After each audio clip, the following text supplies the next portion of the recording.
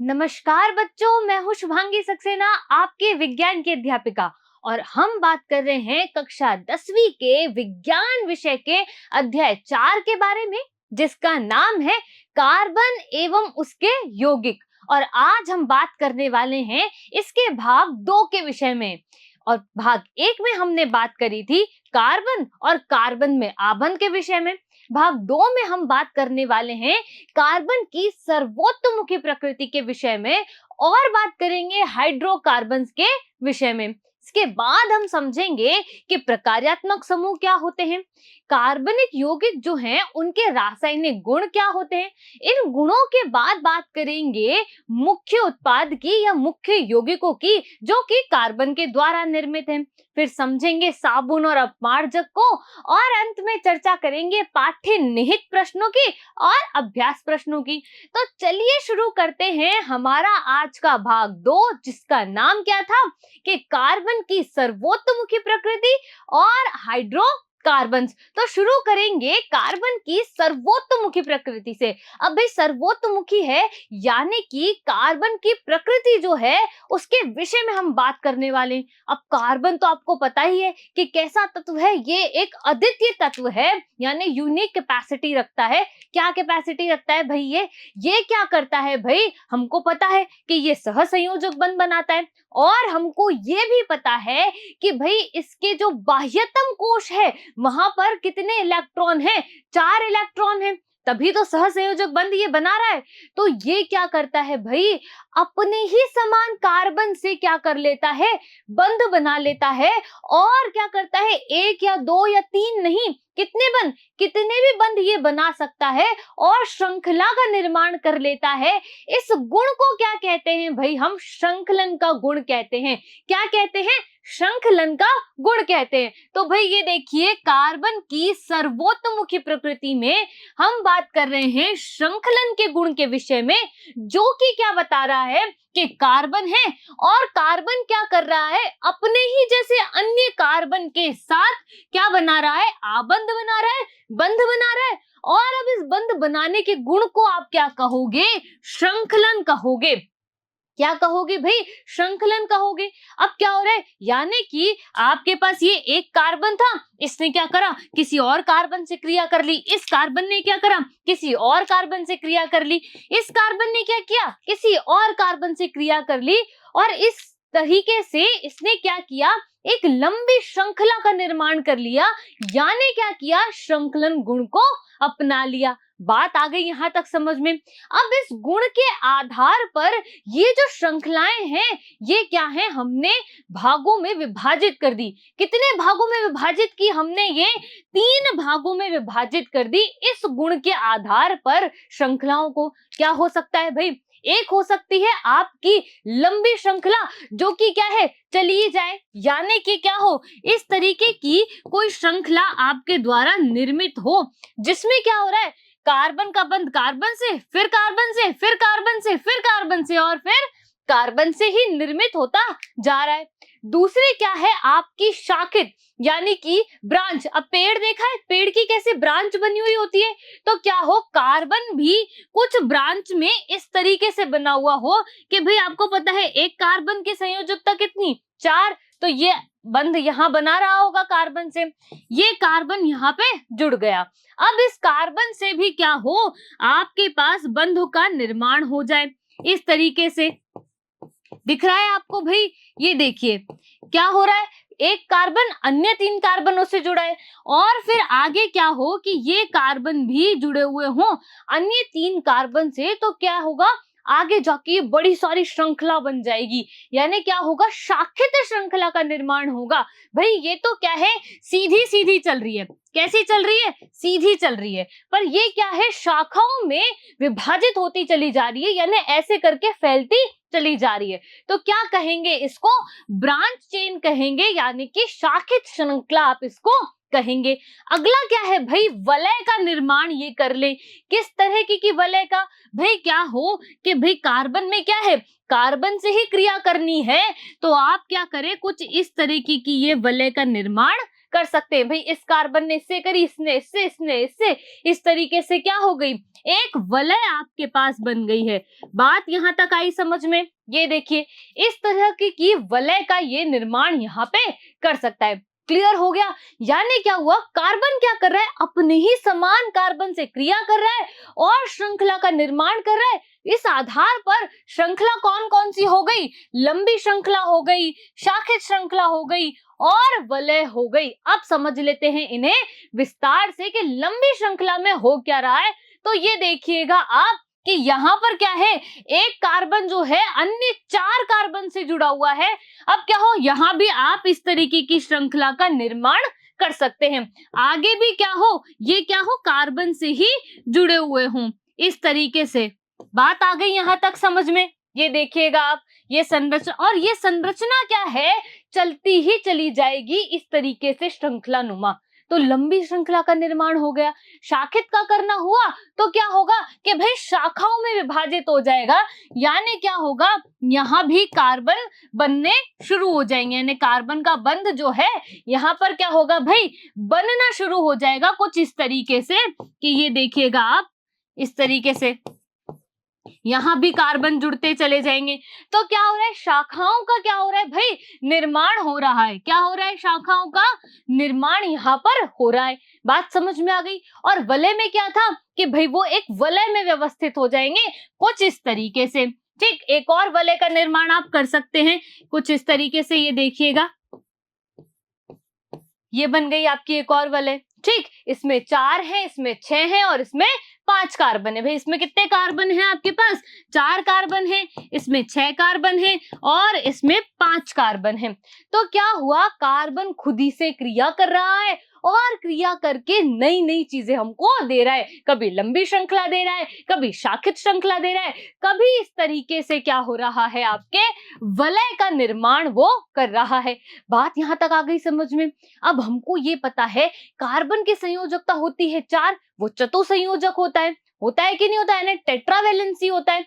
ठीक, अब कार्बन में क्या हो रहा है, बंध बन रहे हैं। भाई कार्बन क्या कर रहा है, कार्बन से ही तो क्रिया कर रहा है। यहाँ पर कार्बन क्या कर रहा है, देखो एकल बंध का निर्माण कर रहा है, लेकिन कार्बन में क्या गुण है, वो डबल बॉन्ड भी बना सकता है, ट्रिपल बॉन्ड भी वो बना सकता है। तो भाई कार्बन में बंध यानी कि बॉन्ड इन कार्बन में क्या हो रहा है कि कार्बन के परमाणु एकल, द्वि और त्रि आबंध जो है वो बना सकते हैं। अब भाई कैसे बना रहे हैं, तो देखिए यहाँ पर कार्बन और कार्बन के मध्य कितना आबंध है, एकल आबंध है, यानी कि सिंगल बॉन्ड है। और आपको याद रखना है, जब एकल आबंध होगा तो आपका जो यौगिक होता है वो कैसा हो जाता है, संतृप्त हो जाता है। भाई कैसा हो जाता है, संतृप्त हो जाता है, सैचुरेटेड जिसको हम अंग्रेजी में कहते हैं। संतृप्त हो गया, इसने एकल बंध बना करके पूरे यौगिक का निर्माण यहाँ पर कर लिया। तो याद रखना है, एकल बंध जब बनेगा तो संतृप्त यौगिक का निर्माण होगा। तो यहाँ क्या हो रहा है भाई, एकल बंध बन रहा है। अब ये बोल रहा है कि हम तो डबल बॉन्ड भी बना सकते हैं, हम ट्रिपल बॉन्ड भी बना सकते हैं। तो भाई कैसे बना सकते हैं, यानी क्या हो, कार्बन और कार्बन के मध्य डबल बॉन्ड का निर्माण हो, यानी कार्बन क्या करे, दूसरे कार्बन के साथ क्रिया कर ले और डबल बॉन्ड बना ले, द्विआबंध बना ले। तीसरा क्या है कि त्रिआबंध बना ले। भाई कार्बन तो क्या कर सकता है, चारों कर सकता है ना। तो भाई कार्बन ने क्या करा, अन्य कार्बन से क्रिया करके क्या बना लिया भाई, ट्रिपल बॉन्ड बना लिया, त्रिआबंध यहाँ पर इसने बना लिया। और ये दोनों कैसे हैं भाई, असंतृप्त हैं। कैसे हैं ये, असंतृप्त हैं। यहाँ पर बात समझ में आ गई, असंतृप्त यानी कि इंग्लिश में कहेंगे अनसैचुरेटेड। भाई क्यों कहेंगे ऐसा, क्योंकि क्या हो रहा है, डबल बॉन्ड बना रहा है, ट्रिपल बॉन्ड बना रहा है। ठीक, यानी कि कर क्या रहे हैं भाई, यौगिक जो हैं इस आधार पर संतृप्त और असंतृप्त यौगिकों में विभाजित हो रहे हैं। जो एकल बंध बनाएगा वो संतृप्त है भाई, वो पहले ही धाप गया, यानी एक रोटी में वो क्या हो गया, वो धाप गया, अब उसको और नहीं चाहिए तो वो संतृप्त हो गया, उसका पेट जो है वो तृप्त हो गया, आज मन भर के भोजन हो गया। अब यहाँ पर क्या हो रहा है, ये असंतृप्त है भाई, ये संतुष्टि नहीं हो रहे, ये क्या कर रहे हैं, मांगे ही जा रहे हैं, भाई हमको 2 चपाती और दे दो, 3 चपाती और दे दो। तो अनसैचुरेटेड है, असंतृप्त है, तृप्त नहीं हो रहे हैं।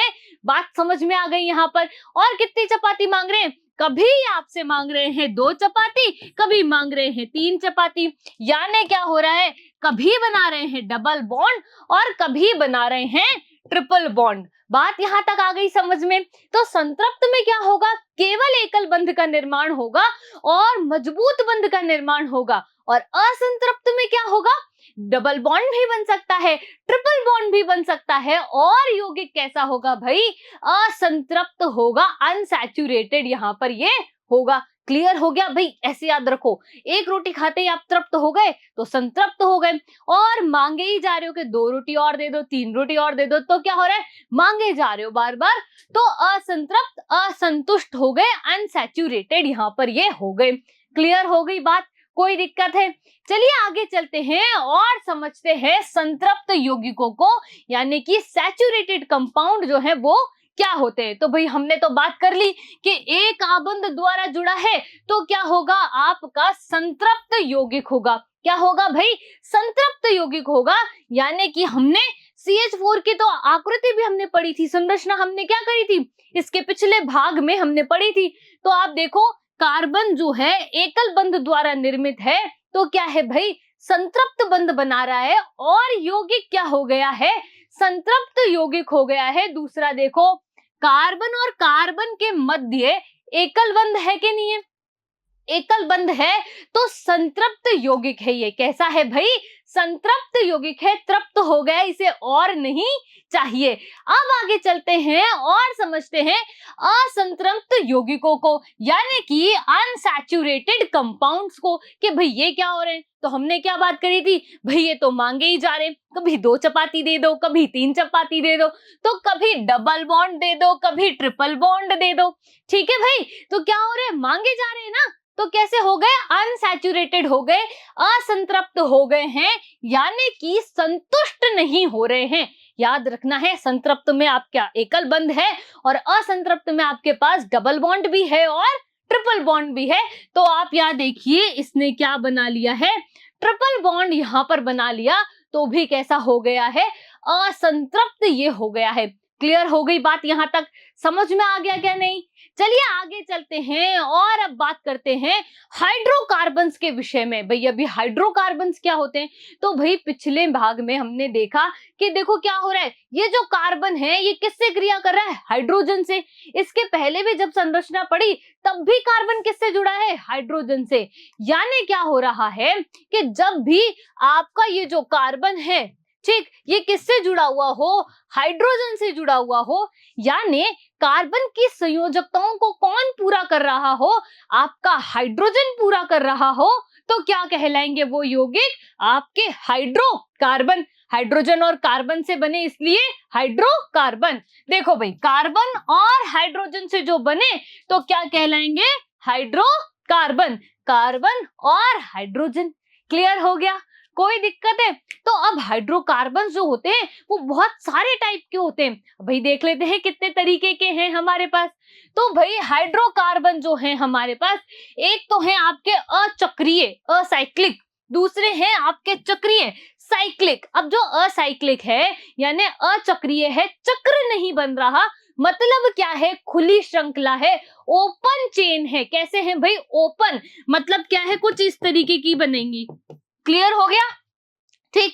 लेकिन जो चक्रीय है यानी क्या है, चक्र का निर्माण कर रहे हैं, तो आपकी श्रृंखला कैसी हो जाएगी भाई, बंद हो जाएगी, यानी क्लोज्ड चेन हो जाएगी। क्लोज्ड चेन का मतलब आपका हो गया कि भाई कार्बन जो है वो क्या हो जाएंगे, बंद हो जाएंगे इस तरीके से। बात यहां तक आ गई समझ में? अब ये जो अचक्रीय हैं ये भी क्या है, आगे क्या हो जाते हैं, विभाजित हो जाते हैं।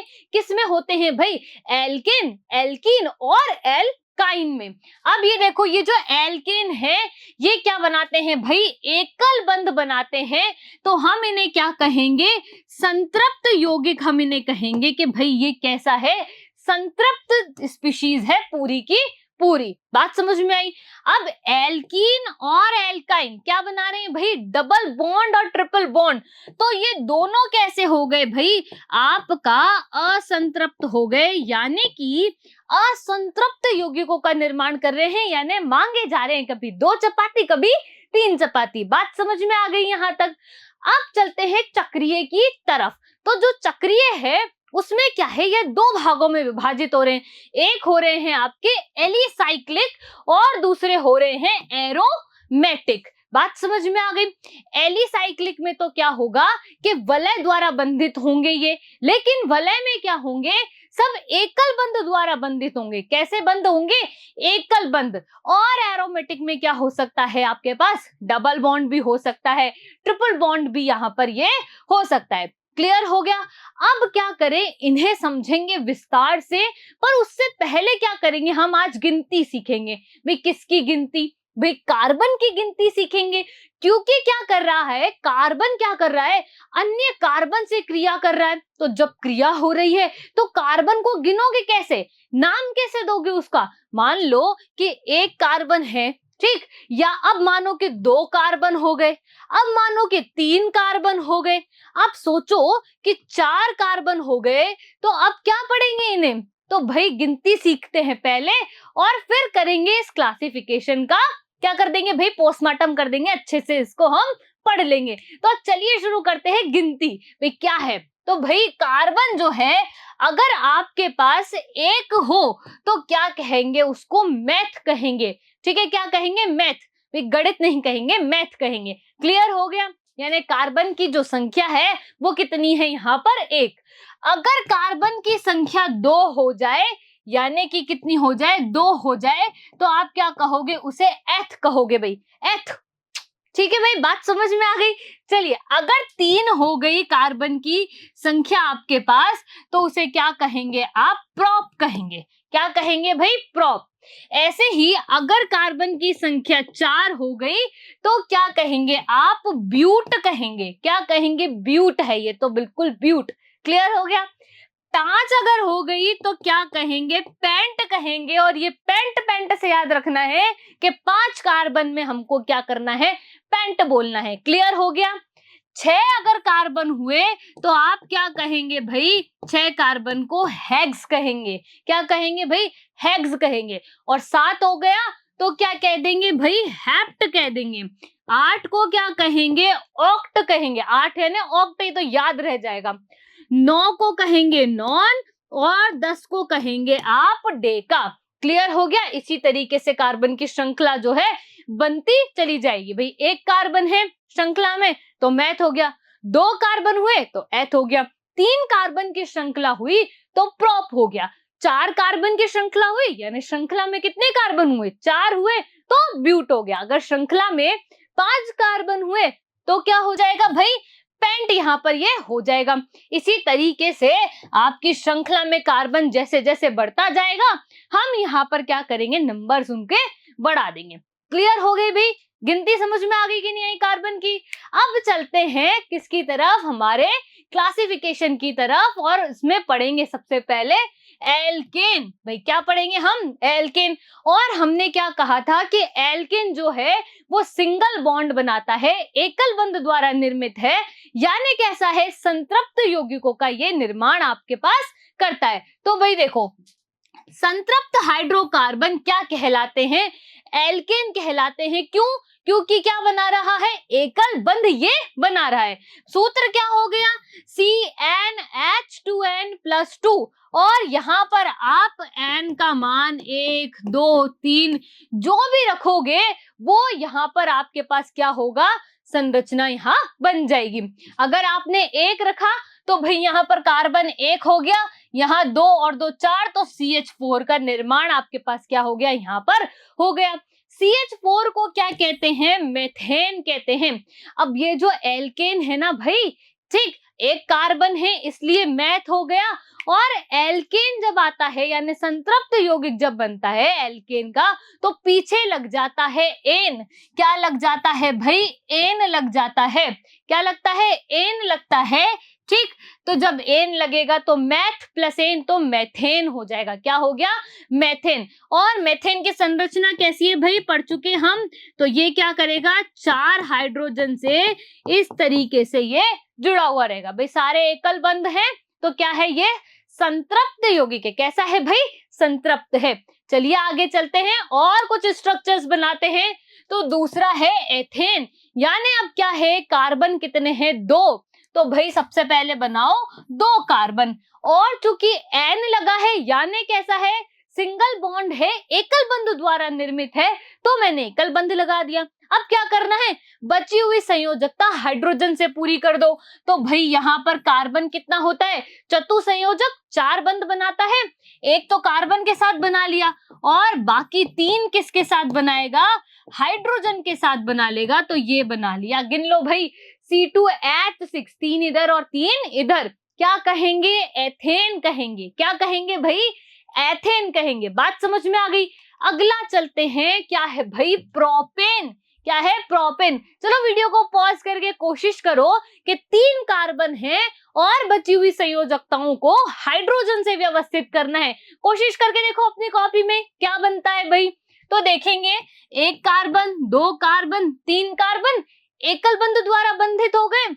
अब बची हुई संयोजकता को हाइड्रोजन से क्या करेंगे, पूरा कर देंगे, और कुछ इस तरीके की संरचना का हम क्या करेंगे, निर्माण यहाँ पर कर लेंगे। हो गया कि नहीं हो गया भाई, क्लियर है। अगला भी कर लेते हैं। तो अगला उदाहरण क्या है भाई, ब्यूटेन है, और ब्यूट में कितने कार्बन, 4 कार्बन है। कितने, 4 कार्बन। तो भाई बना लो 1 2 3, और ये बन गए 4 कार्बन। अब क्या करना है, हाइड्रोजन से संयोजकता को आपको क्या करना है, संतुलित करना है। तो लगा दीजिए बची हुई जगह पर हाइड्रोजन, और हाइड्रोजन लगाते ही क्या हो जाएगा भाई, ये एकल बंध द्वारा निर्मित, तो क्या हो गया, ये संतृप्त यौगिक हो गया। क्लियर हो गई यहां तक बात। कोई भी दिक्कत है, अगर अब आपको पेंटेन दिया तो क्या होगा, 5 कार्बन है, एकल बंध द्वारा बनाइएगा, और हाइड्रोजन उनमें क्या करिएगा, जोड़ दीजिएगा। क्लियर हो गया। चलिए आगे चलते हैं और अब सारी स्ट्रक्चर्स देखते हैं। तो देखो भाई, यहाँ पर 1 कार्बन, मेथेन कहेंगे, CH4 सूत्र, यही हमने आकृति बनाई थी। 2 कार्बन, एथेन, C2H6, ये वाला बंध बना लिया था। तो यहाँ देखो कार्बन कितने हैं, 2। 3 कार्बन है, प्रोपेन कहेंगे, C3H8 सूत्र है, तो ये हो गए आपके 3 कार्बन। 4 हुए तो ब्यूट कहेंगे, तो ये रहे 4 कार्बन, और यहां बना लो, ये रहे 4 आपके पास कार्बन। सूत्र क्या हो गया, C4H10। अब अगर 5 है तो क्या पढ़ेंगे भाई, पेंटेन पढ़ेंगे। तो 5 कार्बन देखिए, और सब कैसे बंधे हैं, एकल बंध द्वारा निर्मित है, और बाकी संयोजकता किससे बंधी हुई है, हाइड्रोजन के साथ बंधी हुई है। 6 अगर है तो क्या बोलेंगे भाई, 6 कार्बन हेक्स, और चूंकि क्या है, सिंगल बॉन्ड है तो एन लगा दो, हेक्सेन हो गया है ये। सूत्र क्या कहता है, C6H14 है, यानी H14 है, तो ये 6 कार्बन द्वारा बंधित है। और आप देखो सब एकल बंध द्वारा है, यानी सब कैसे हैं, संतृप्त यौगिक हैं। कैसे हैं भाई, संतृप्त यौगिक हैं, सैचुरेटेड कंपाउंड्स हैं। क्लियर हो गया। नेक्स्ट चलते हैं एल्कीन की तरफ। किसकी तरफ चल रहे हैं, एल्कीन। क्या बनाएगी, डबल बॉन्ड, यानी कैसी हो गई, असंतृप्त हो गई। मांग रही है ना 2 चपाती, तो कैसी हो गई, असंतृप्त। असंतृप्त हाइड्रोकार्बन जिनमें एक या अधिक द्विया बंध होते हैं क्या कहलाते हैं, एल्कीन कहलाते हैं। सूत्र क्या है भाई, CnH2n। क्या सूत्र है, CnH2n। याद रखना है भाई, इसको डिब्बे में ऐसे बंद कर लिया करो आप, इसे याद रखना है। ठीक है भाई। अब देखो इसका उदाहरण क्या है, एथीन। एथेन यानी सिंगल बॉन्ड, एथीन, इन, इन लगते ही डबल बॉन्ड, तो भाई C2 यानी कि 2 कार्बन, और पीछे क्या लग रहा है, इन यानी डबल बॉन्ड। कार्बन कार्बन के मध्य क्या आ गया, डबल बॉन्ड। अब क्या करना है, बची हुई संयोजकता को हाइड्रोजन के साथ पूरा कर लेंगे हम। तो हमने क्या करा, यहाँ हाइड्रोजन, यहाँ हाइड्रोजन, यहाँ भी क्या कर दी है, हाइड्रोजन लगा दी। और अब आप देखो कार्बन और कार्बन के मध्य क्या है, डबल बॉन्ड है, इसलिए क्या हो गया है, ये एथीन हो गया है। इन लगते ही क्या हो जाता है, डबल बॉन्ड। एन आया, एकल बंध, इन हो गया तो डबल बॉन्ड। क्लियर हो गया। अगला देखते हैं भाई, प्रोपीन। अच्छा वीडियो को करो पॉज, और अब प्रोपीन को बना के देखो कि क्या बनता है। तो भाई कार्बन कितने हैं, 1 2 3। अब क्या करना है भाई, इन है तो क्या करना है, डबल बॉन्ड लगाना है। तो मैंने यहाँ डबल बॉन्ड लगा दिया। आप चाहो तो आप यहाँ भी लगा सकते हो। अब बची हुई संयोजकता को क्या करेंगे, हाइड्रोजन के साथ क्या कर लेंगे भाई, पूर्ण कर लेंगे। क्या कर लेंगे, पूर्ण कर लेंगे हाइड्रोजन के साथ। तो गिन लो भाई कि संयोजकता पूर्ण हुई कि नहीं हुई। और यहाँ आप देखोगे तो आपको दिख जाएगा कि भाई क्या है, डबल बॉन्ड है, 3 कार्बन है इसलिए प्रोप, डबल बॉन्ड है इसलिए इन, प्रोप इन। क्लियर हो गया, तो प्रोपीन बन गया ये। क्लियर है। अब चलते हैं आगे, बात करेंगे एल्काइन के विषय में, यानी आइन। अब आइन हो गया यानी ट्रिपल बॉन्ड लगेगा। क्या है भाई, एल्काइन यानी क्या होगा, ट्रिपल बॉन्ड। और क्या होंगे, असंतृप्त होंगे, क्योंकि ये तो क्या कर रहे हैं, 3 चपाती मांग रहे हैं। तो भाई कैसे होंगे, असंतृप्त। सूत्र को कर लो डब्बे में बंद, क्योंकि क्या करना है, याद करना है। ये सूत्र हमको क्या कह रहा है भाई, CnH2n-2, CnH2n-2। उदाहरण है ethyne, ethane 2 carbon, single bond एन। ठीक, एथीन 2 कार्बन, डबल बॉन्ड इन, एथीन। अब क्या है, एथाइन यानी कि 2 कार्बन पर ट्रिपल बॉन्ड। तो ये रहे 2 कार्बन पर ट्रिपल बॉन्ड, तो क्या बन गया भाई, एथाइन बन गया। क्या बना भाई, एथाइन यहाँ पर बन गया। क्लियर हो गया, याद रखना है, एल्केन एन सिंगल बॉन्ड, ठीक, इन double bond, yne triple bond. Clear हो गया। चलो आगे देखते हैं, अगली स्ट्रक्चर किसकी है, प्रोपाइन। किसकी है, प्रोपाइन। प्रोप मतलब 3 कार्बन, तो ये रहे 3 कार्बन। और आइन मतलब ट्रिपल बॉन्ड, तो ये रहा आपका ट्रिपल बॉन्ड। बची हुई संयोजकता हाइड्रोजन से पूर्ण हो जाएगी। क्लियर हो गया, बात समझ में आ गई। चलो आगे, अब हम बात करने वाले हैं किसके विषय में भाई, बिंदु संरचना के विषय में, यानी इलेक्ट्रॉन बिंदु सूत्र के विषय में। कार्बनिक यौगिकों की इलेक्ट्रॉन बिंदु संरचना में बात कर रहे हैं, एथेन के विषय में। किसके विषय में कर रहे हैं, एथेन। संतृप्त यौगिक, 2 कार्बन, सिंगल बॉन्ड। ठीक, अब यहाँ पर 1 कार्बन ये रहा, तो ये रहा 1 कार्बन, 1 कार्बन ये रहा 1 कार्बन। ये इस कार्बन का है, ये इस कार्बन का है, तो हमने भी बना लिया ये इस कार्बन का और ये इस कार्बन का। ठीक, अब क्या करना है, बाकी जगह हाइड्रोजन से आप जोड़ दीजिए, तो एथेन की संरचना जो है वो आपकी पूर्ण हो जाएगी। बन गई भाई इस तरीके की संरचना। यहाँ आप देख सकते हैं भाई हाइड्रोजन भी है, तो यहाँ भी क्या है, हाइड्रोजन आपके पास है। क्लियर हो गया। ठीक भाई, आगे चलते हैं और बात करते हैं एथीन डबल बॉन्ड वाली की। तो भाई आप देखो, ये रहा 1 कार्बन, ये रहा आपका दूसरा कार्बन, ठीक, और ये रहे इस कार्बन के बंध, ये इस कार्बन के बंध, तो हमने भी बना लिए डबल बॉन्ड। अब क्या करना है, बची हुई संयोजकता हाइड्रोजन के द्वारा क्या करनी है, पूर्ण करनी है, जो कि हमने कर ली। बात समझ में आ गई। तो अब चलते हैं आगे और देखते हैं कि भाई ये जो हम एल्केन, एल्कीन, एल्काइन बना रहे हैं, यानी हाइड्रोकार्बन की संरचना में कुछ परिवर्तन कर सकते हैं या नहीं। तो बात करेंगे संरचनात्मक समावयवता के विषय में। भाई बात समझ में आई। अब इसमें करना क्या है कि क्या है, आणविक सूत्र तो समान है पर संरचना कैसी होगी, अलग अलग होगी। मतलब क्या होगा, सूत्र तो C4H10 ही रखा हमने, पर हम क्या करेंगे, अब इसकी संरचना में परिवर्तन कर देंगे। कैसे परिवर्तन करेंगे भी, हमने तो पढ़ी है कि क्या होता है, एक लंबी श्रृंखला बनती है, शाखित श्रृंखला बनती है। तो ये आपको लंबी श्रृंखला दिख रही है जिसमें कितने कार्बन हैं, 4 कार्बन है। अब मैं क्या कर दूं, इसे शाखा में परिवर्तन कर दूं, यानी इसे शाखित श्रृंखला बना दूं, तो आप देखो यहाँ भी कितने कार्बन हैं, 4 हैं। पर ये कैसी हो गई है, शाखित, और ये कैसी थी, आपकी लंबी श्रृंखला। ठीक, तो क्या हो रहा है भाई, श्रृंखला जो है यानी आपका जो सूत्र है वो तो समान है, पर आपकी जो संरचना है वो कैसी हो गई है, अलग अलग हो गई है। यहाँ लंबी श्रृंखला थी, यहाँ क्या हो गया है, शाखा में ये विभाजित हो गई है। बात समझ में आ गई। चलिए आगे चलते हैं और समझते हैं कि भाई हमने अभी तक बात करी थी किसके विषय में, अचक्रीय के विषय में, जहां ओपन चेन थी। अब बात करेंगे जो आपका क्लोज चेन थी, उसके अंदर आपका एलिसाइक्लिक जो यौगिक थे उनके विषय में। तो आप देखो ये जो एलिसाइक्लिक यौगिक है कैसे हैं भाई, वलय में बंधित है। कैसे बंधित हैं, वलय में बंधित है। और यहाँ गिन लो 1 2 3 4 5 और ये 6 कार्बन है। और इसको कैसे लिख सकते हैं हम, इस तरीके से। तो ये देखो भाई कार्बन बन गए आपके पास 6 और बची हुई संयोजकता किससे पूर्ण कर ली, हाइड्रोजन से पूर्ण कर ली। अब क्या करना है, जब भी ऐसी संरचना आपको दिखे तो क्या करो, गिनो कार्बन कितने हैं, 1 2 3 4 5 6। तो ये तो हो गया आपका हेक्स।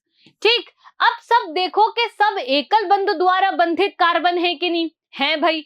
तो क्या हो जाएगा, हेक्सेन, एन लग जाएगा पीछे। ठीक, अब आप देखो कि ये क्या है, वलय में बंधित है या नहीं।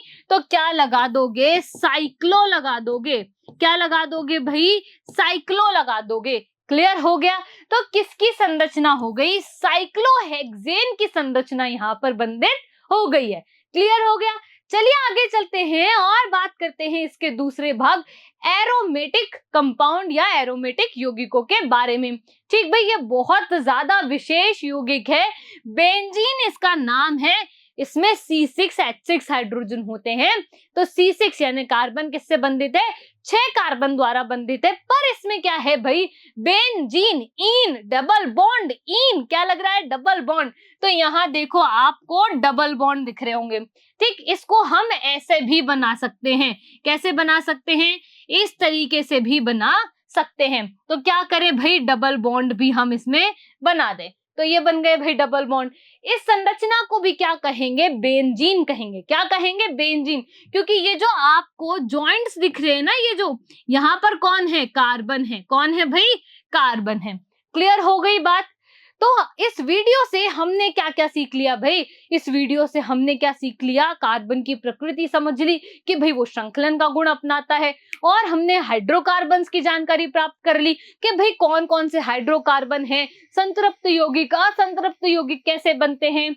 क्लियर हो गया, संरचनाएं कैसी हैं।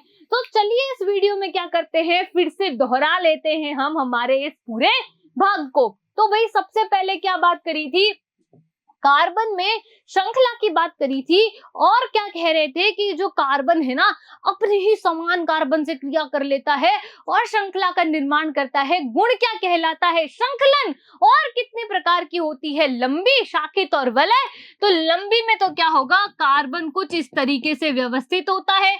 शाखित में क्या होता है, कार्बन इस तरीके से व्यवस्थित हो जाता है। ठीक है भाई, बात समझ में आ गई यहाँ पर कि इस तरीके से कार्बन जो है व्यवस्थित रहेगा। वलय में क्या होगा, ये एक वलय का निर्माण कर लेंगे कुछ इस तरीके से, जहां कार्बन क्या है, व्यवस्थित है। क्लियर हो गया यहाँ पर। फिर बात करेंगे संतृप्त और असंतृप्त यौगिक। अगर एकल बंधु द्वारा निर्मित है तो संतृप्त है। अगर मांग रहे हैं डबल बॉन्ड है, ट्रिपल बॉन्ड है, तो क्या हो गए हैं, असंतृप्त हो गए। एकल बंध मतलब एल्केन, डबल बॉन्ड और ट्रिपल बॉन्ड मतलब हो गया एल्कीन और आपका एल्काइन। क्लियर हो गया। Ane single bond, ene double bond, yne triple bond. Clear है। फिर बात करी थी कार्बनिक यौगिकों की बिंदु संरचना के विषय में, और वो हमने देखा था कि भाई कैसे वो क्रिया करके बंधों का निर्माण यहाँ पर कर रहे हैं। तो आपका भाग यहाँ पर पूरा हो गया। तो अब चलते हैं प्रश्नों की तरफ। और पहला प्रश्न क्या है, एल्केन का सामान्य सूत्र क्या होता है भाई, हमने कहा था बॉक्स बना लो। और सूत्र होता है CnH2n+2। यहाँ n की वैल्यू आप क्या कर सकते हो भाई, 1 2 3 कुछ भी रख सकते हो। तो आपको क्या मिल जाएगी, एल्केन की जो स्पीशीज है हमने जो चार्ट में देखी थी, कैसी, methane, ethane, propane, butane, pentane, इस तरीके की सीरीज आपको यहाँ मिल जाएगी। चले प्रश्न संख्या 2 पर क्या कह रहा है, कार्बन में कार्बन के ही अन्य परमाणुओं के साथ आबंध बनाने के गुण को क्या कहते हैं भाई, श्रृंखलन का गुण कहते हैं। किसका गुण कहते हैं, श्रृंखलन का गुण यहाँ पर हम उसको कहते हैं। अब चलते हैं प्रश्न संख्या 3 की तरफ। और क्या है, निम्न की संरचना बनाइए। तो पहली संरचना किसकी है, ब्यूटेन की है। वीडियो को करो पॉज और बनाओ अपनी कॉपी में ब्यूटेन। ब्यूट का मतलब हो गया है 4 कार्बन है, एन मतलब हो गया है सब एकल बंध द्वारा बंधित हैं। तो अब क्या करना है भाई, हाइड्रोजन लगा दो बस फटाफट से, जितनी जगह आपको इसकी दिख रही है खाली, बंधों को पूरा करो और ये बन गई आपकी संरचना ब्यूटेन की। बेंजीन, ये तो अभी बात करी थी, एरोमेटिक कंपाउंड है, और बेंजीन की जो स्ट्रक्चर है कैसी होती है भाई, हम कुछ इसको इस तरीके से भी बना सकते हैं। बनाई थी कि नहीं बनाई थी अभी? और यहाँ पर क्या है भाई, आप कार्बन को विन्यासित कर सकते हो। साइक्लोहेक्सेन हमने क्या करी थी, बना के देखी थी कैसे बनती है साइक्लोहेक्सेन। तो आप क्या करेंगे भाई, कार्बन, फिर यहाँ क्या करेंगे कार्बन, फिर क्या करेंगे भाई कार्बन, तो गिन लो 1 2 3 4 5 और ये 6 कार्बन से व्यवस्थित हो गई है आपकी साइक्लोहेक्सेन। क्लियर हो गया?